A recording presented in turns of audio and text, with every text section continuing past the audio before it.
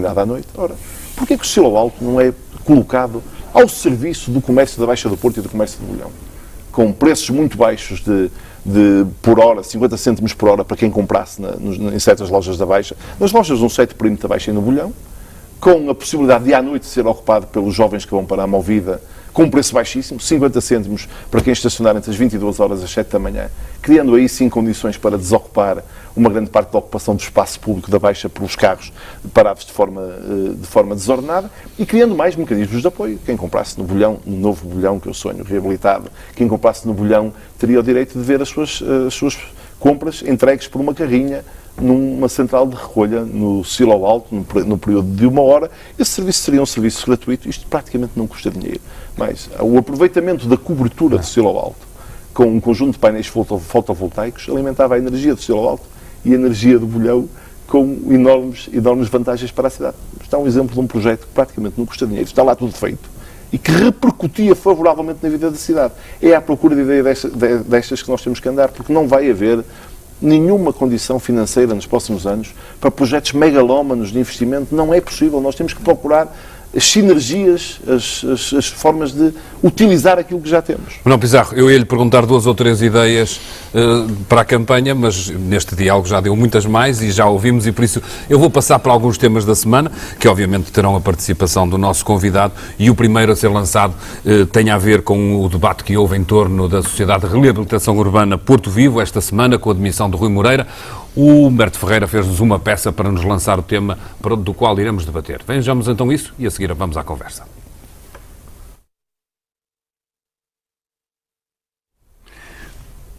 Bem, a gente não viu a peça, vamos voltar então ao nosso debate para lhe perguntar, Manel, achastes que de alguma forma esta era a única saída que restava a Rui Moreira, bater com a porta, sair perante, digamos, uma conversa de surdos que parece existir neste momento com o Presidente do IRU e com o próprio Governo? Estamos a falar de verbas que há muito tempo são devidas e que não aparecem. Eu achei porque teve imediatamente uma consequência. Se nós até aqui este assunto era debatido aqui dentro da muralha fernandina, digamos assim, portanto, dentro do Porto, esta admissão tem pelo menos um mérito de levar o deputado Manuel Pizarro e de levar, portanto, o próprio PSD a chamar o Presidente do IRU e pedir-lhe contas e pedir-lhe responsabilidades por isto. Ou seja, foi positivo porque, de facto, atingiu um limiar de absurdo e de insustentabilidade tal que já não se podia continuar neste ramo-ramo. Alguém tinha que bater a porta para fazer com que as coisas mudassem. Portanto, eu acho que o processo é completamente inaceitável. Revela uma arrogância e uma prepotência por parte do serviço público relativamente a um serviço mais da esfera municipal, mas cai parece-me que há até um certo tipo de preconceitos, de sobranceria absolutamente inaceitáveis. Muitas vezes estas coisas não há dinheiro, mas explica-se e tenta-se de alguma forma enquadrar. Neste caso, por aquilo que nós sabemos, trataram o Dr. Rui Moreira como se fosse um móvel da sala. E ele, muito bem, com toda a dignidade, bateu com a porta, aliás, não fez disso grande alarido público. Nós soubemos também pelo Dr. Manuel Pizarro e eu acho que é um episódio no qual Rui Moreira sai bem e tem a vantagem pública de tornar esta situação, portanto, impedir que esta situação se eternize. Isto tem que se resolver de alguma forma. Mas achas que podemos inscrever este mau relacionamento? Estamos a falar de uma extensão do Governo também num cenário que se percebe às vezes, embora não seja explícito, de guerra entre um PSD que não gosta muito da figura do Rui Rio e que por isso lhe tenta arranjar problemas, ou estamos a falar de uma coisa maior, de falta de facto de dinheiro, de compreensão, como o Manel... Não sei se a questão tem a ver diretamente com o Rui Rio. Não há dúvida que seguramente a questão da falta de dinheiro estará em cima da mesa, mas isso pode ser uma questão conjuntural. Na verdade, a notícia que temos atualmente é que os 2,5 milhões correspondentes aos 60% dos prejuízos de 2010 2011 estão já na posse do IRU, portanto o IRU tem essa verba disponível, mas que Vítor Gaspar não terá dado o ok, o que demonstra que Vítor Gaspar ainda continua a mandar em praticamente tudo neste país, não é? Isso por um lado. Por outro lado, é evidente que há aqui uma forma de relacionamento do poder central com algumas estruturas que estão deslocalizadas, portanto, nos conselhos, etc., que é uma forma de relacionamento completamente inaceitável, não é? Quer dizer, não se trabalha assim com órgãos que dependem também de estruturas eleitas e, de facto, o Governo comporta-se como se tivesse a bola e só se joga a bola quando o Governo quer. Eu acho que isso, de uma vez por todas, tem que acabar. Se, na verdade, a intenção, como do meu ponto de vista é a agenda escondida, é municipalizar a Porto Vivo, portanto, transformar a Porto Vivo em algo que é mantido apenas na Câmara Municipal, eu acho que o Governo deveria colocar esse dossiê em cima da mesa, de forma aberta e transparente, e não fazer o que anda a fazer. De facto, eu acho que Rui Moreira foi bastante paciente, eu ter-me admitido há bastante mais tempo, ele andava a dizê-lo, mas é preciso dizer também que fê-lo com uma certa dignidade, portanto, não se vitimizou, fê-lo com alguma descrição, eu acho que isto lhe fica bem, mas não tinha outro caminho que senão ao que parece, há até um pequeno detalhe, agora terá sido uma gota d'água, é um detalhe, mas os detalhes todos juntos valem alguma coisa, é que o IRU decidiu alterar o seu representante, enfim, sem dar conhecimento prévio, e este tipo de coisas não se podem fazer assim, e de facto acho que é a altura para alguém, quer o Porto, ou enfim, as entidades do Porto, quer a Assembleia da República, pôr um bocadinho de ordem nisto. Não, o que é que irão perguntar os deputados irão perguntar ao Presidente do IRU quando ele for ao Parlamento? Isso tem a ver com a Porto Vivo, com a CERU, e tem a ver com outros temas. Esse senhor tem um percurso no último ano de profunda hostilidade em relação ao Porto. Não apenas em relação ao Porto Vivo, concordo com tudo o que disseram, é tudo absolutamente inaceitável, demonstrador até de uma certa falta de sentido de Estado. Não é assim que o Estado se deve relacionar.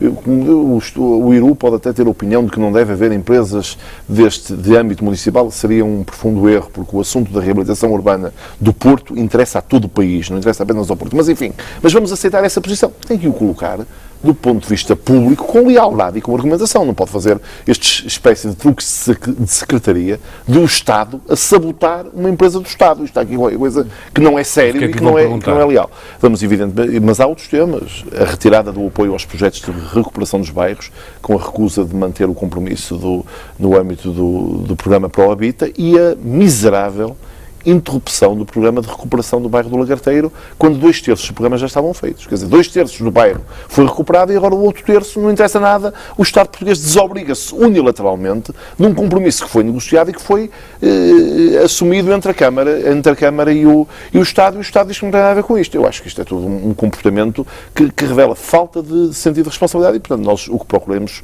perceber é o contorno de cada uma destas decisões e qual é a justificação técnica para elas, porque, afinal, até abril, a explicação do Sr. Presidente do IRU é que não havia dotação orçamental que permitisse honrar. E depois veio à Assembleia Geral de Abril dizer isto fica resolvido com o orçamento retificativo que foi aprovado em abril, a partir daí teremos dinheiro. Então, de abril até novembro, o orçamento retificativo não teve nenhum efeito. O Sr. Presidente do IRU tem que explicar o que é que aconteceu e o que é que justifica esta planificação financeira. Porque eu devo dizer, eu aceito as dificuldades financeiras conjunturais. Eu aceitaria uma reprogramação, por exemplo, do programa do bairro do Lagarteiro, que dissesse, bem, o Estado não vai pagar em 2012, temos que dividir isto por 2012, 2013, 2014. Isso acho que é compreensível.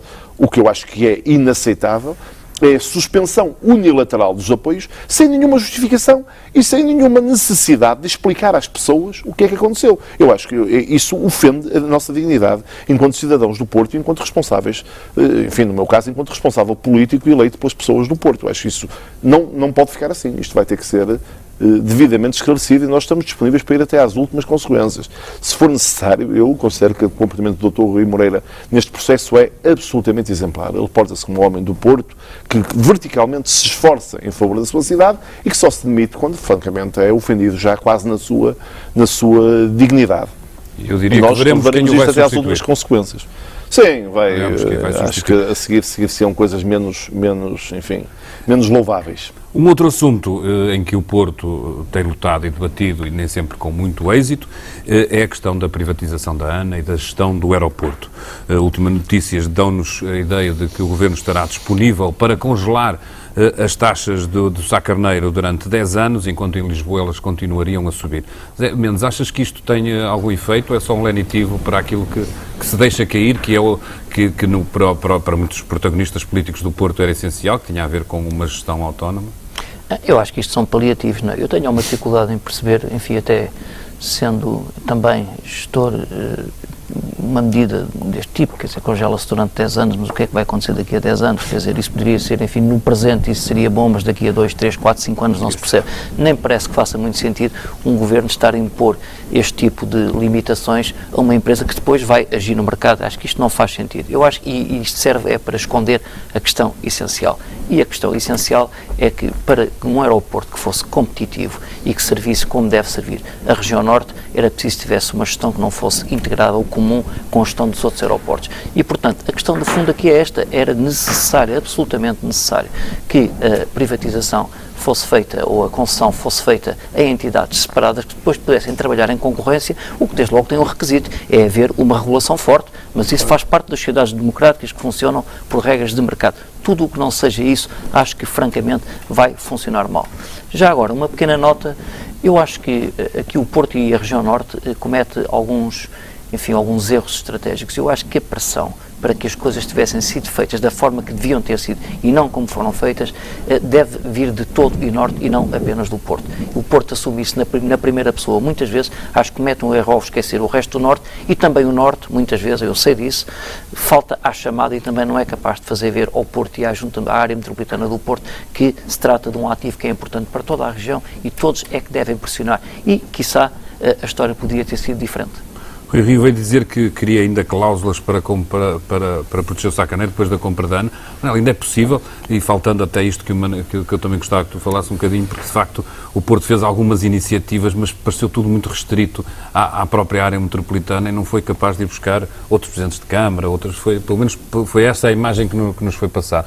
Eu tenho a ideia que houve numa determinada altura do processo, mesmo muito no princípio, houve uma certa tentativa de envolver nomeadamente a Associação Industrial do Minho, outros autarcas influentes, e chegou a haver algumas iniciativas no qual essas instituições estiveram presentes. Agora, de facto, aquilo que o José Mendes diz é completamente verdade. Não há... o Norte é uma abstração. O Norte é uma abstração geográfica, essencialmente, porque, reparem, a rivalidade que existe entre Braga e Guimarães e o Porto, ou entre o Porto e Vila Nova de Gaia, e entre Trás-os-Montes e o Douro Litoral, enfim, faz parte da nossa cultura. Agora, o que era fundamental era estabelecer um denominador comum e chegar à conclusão que infraestruturas como o aeroporto, como o Porto, como a universidade, seja a Universidade do Minho, seja a Universidade de Trás-os-Montes, ou seja a Universidade do Porto, são ativos regionais e nacionais. Portanto, eu como cidadão, interessa-me muito que haja boas universidades em Évora, até por abstração. Portanto, isso de facto não correu bem. Agora, quanto ao desfecho ao que nós chegamos, ou que, enfim, muito provavelmente vamos chegar, esta tentativa de mitigar o erro crucial de não haver uma privatização autónoma aeroporto, que nós aqui já discutimos isso muitas vezes e eu continuo a pensar que isso não foi por aí, porque eventualmente a receita que seria a obter em termos para o Estado seria inferior, porque o valor de um monopólio é incomensurável.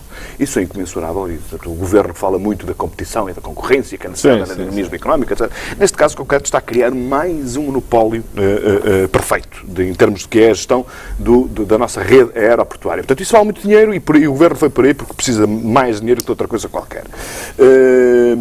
Excetuando juízo, eventualmente, em algumas das suas principais componentes.